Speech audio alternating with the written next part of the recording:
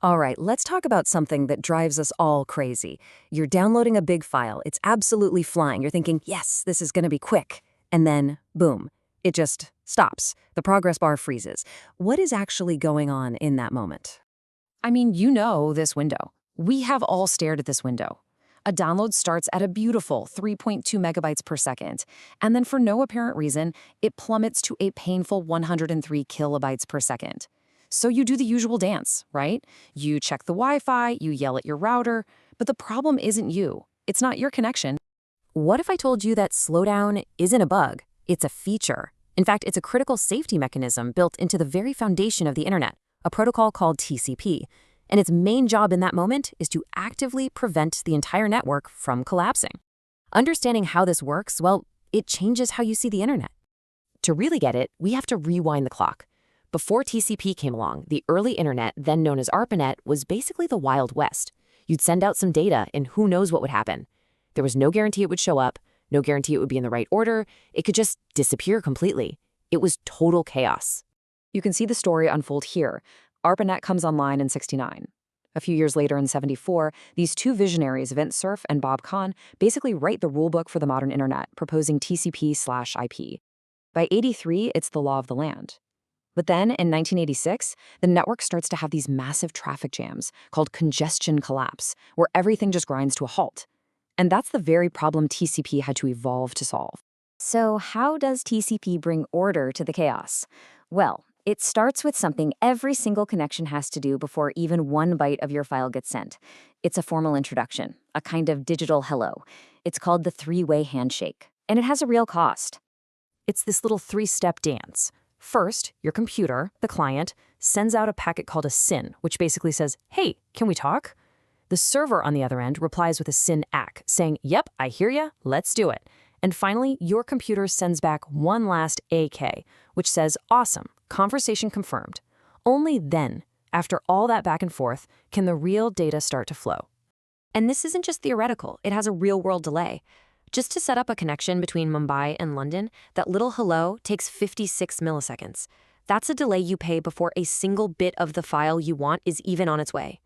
And you can't buy your way out of it with a faster internet plan. This is a physics problem, limited by the speed of light in a fiber optic cable. Every new connection pays this latency tax. Okay, so the handshake is done. Now we get to the heart of the mystery, that download speed. See, TCP starts out completely blind. It has no idea what the connection between you and the server is like. Is it a 10-lane superhighway or a bumpy country road? To figure that out, it has to be careful. It starts slow and starts pushing the limits.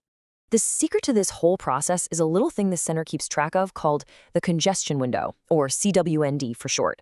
You can think of it as TCP's own internal speedometer. It determines how much data it's allowed to send out before it has to stop and wait for a "we got it" confirmation. And the most important part, it always starts incredibly small. Today, a brand new connection starts with a congestion window of just 10 segments. That's tiny, only about 14 kilobytes. That's it. It doesn't matter if you have gigabit fiber. Your new download starts by sending a measly 14 kilobytes of data. This is what's known as the slow start phase. Now, slow start is a terrible name for it because the growth is anything but slow. It's exponential. For every batch of acknowledgements it gets back, TCP basically gets to double its speed. So after one round trip, it can send 20 segments. After the next, 40, then 80, and so on. This is that initial burst of speed you see. The download is literally doubling its speed every few milliseconds. So it keeps pushing, doubling, and doubling, sending data faster and faster and faster, until this happens. A packet goes missing. It gets dropped somewhere on the network, and the acknowledgement never comes.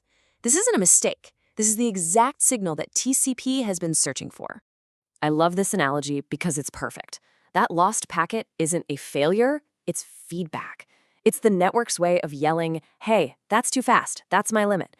TCP is designed to keep accelerating until it gets that speeding ticket, because that's the only way it can find out how fast it's allowed to go.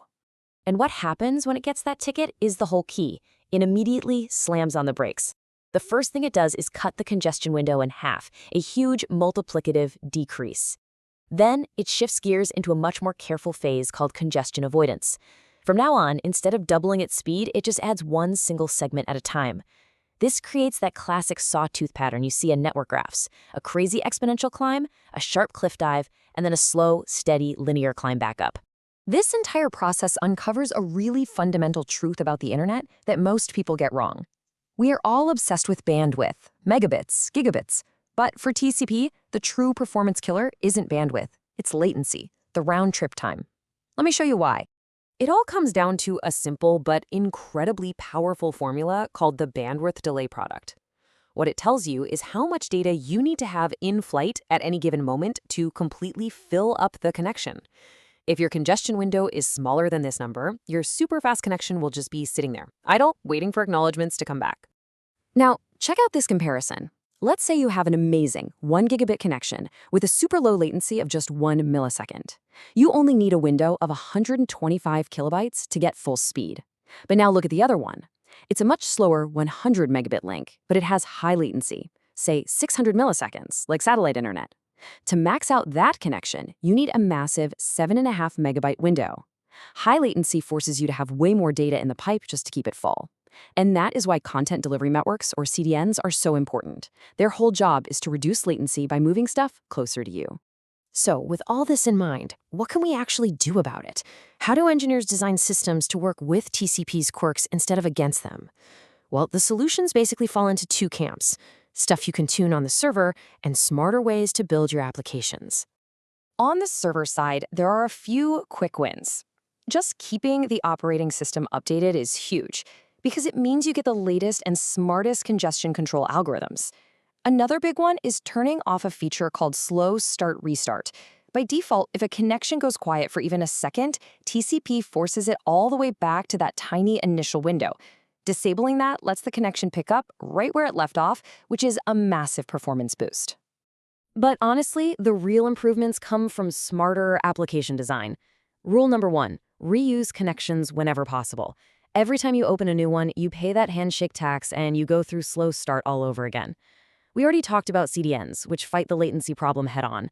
And, sometimes you have to ask if TCP is even the right tool. For things like live video or online gaming, where a lost packet isn't the end of the world, but delay is, you might use something like UDP, which just prioritizes getting the data there fast. And that brings us right back to where we started. That sudden, infuriating drop from 3.2 megabytes per second down to 103 kilobytes? That wasn't your intranet breaking. That was the sound of TCP finding the network's breaking point, slamming on the brakes, and saving its own little corner of the internet from collapse. It was working perfectly. TCP basically saved the internet back in the 80s by putting reliability and fairness first. But its whole design, this idea of needing to lose packets just to find the speed limit, creates real bottlenecks for the modern web. And that leads to the big question everyone's asking now. Is a protocol designed 40 years ago still the right tool for the job? Or is it time for something new? That very question is what's driving the next evolution of the web, with technologies like HTTP/3 and QUIC.